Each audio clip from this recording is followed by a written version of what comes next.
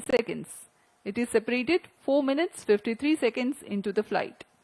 The third stage is the cryogenic upper stage, which plays a significant role in the mission. Its high specific impulse, together with a long burn time of more than 13 minutes, it adds tremendous relative velocity to the launch vehicle. The CUS operation adds 376.55 kilometers stand in by for the altitude time mark. and increases -1 relative minute. velocity from 3.5 kilometers per from second to 7.5 -55 kilometers per seconds. second. An operational philosophy down, the satellite NISAR is separated to -35 be seconds. injected into an altitude of 745.5 -30 kilometers seconds. with a relative velocity of 7.57 kilometers per second. -25 seconds. We are mere 25 seconds from the All launch. the movies open. -20 seconds. सभी दर्शक हमारे साथ बने रहिए। -15 सर्वप्रथम seconds. T-4.8 seconds पर L40 का प्रज्वलन हम देखेंगे। 10, 9, 8, 7, 6, 5, 4, 3, 2, 1, 0. All L40 engines generating nominal thrust. S139 motor +5 ignited. seconds. That's the Speed magnificent tracking on tracking. of the GSLV Lift off F-16 normal. NISAR mission.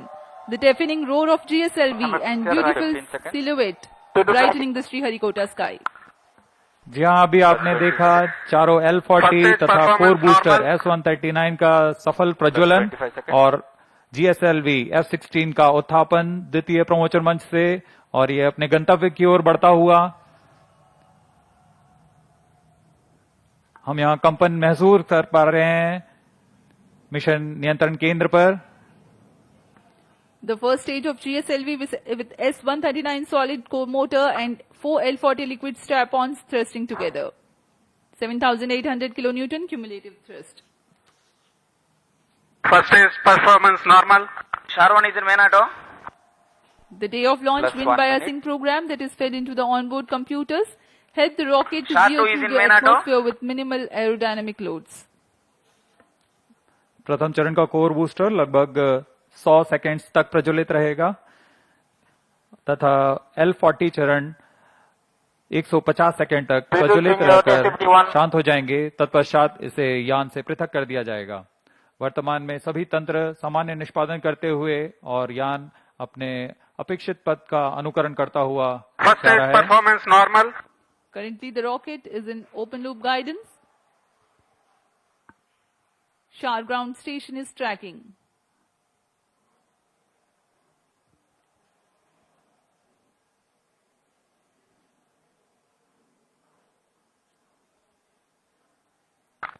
S139 burnout.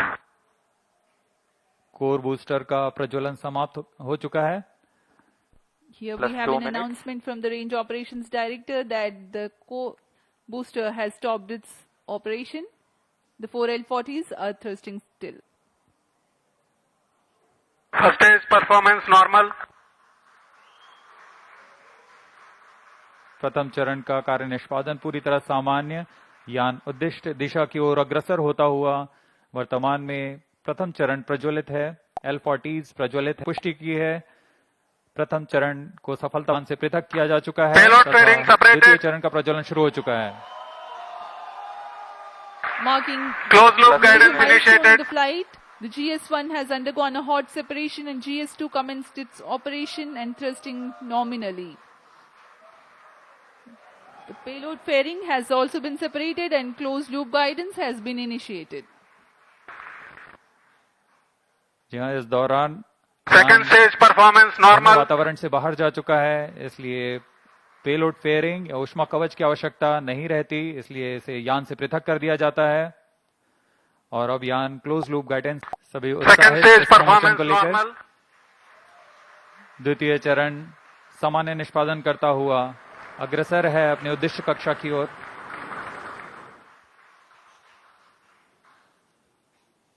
इसमें इस चरण में US-25 तथा N2O4 ईंधन का प्रयोग किया जाता है।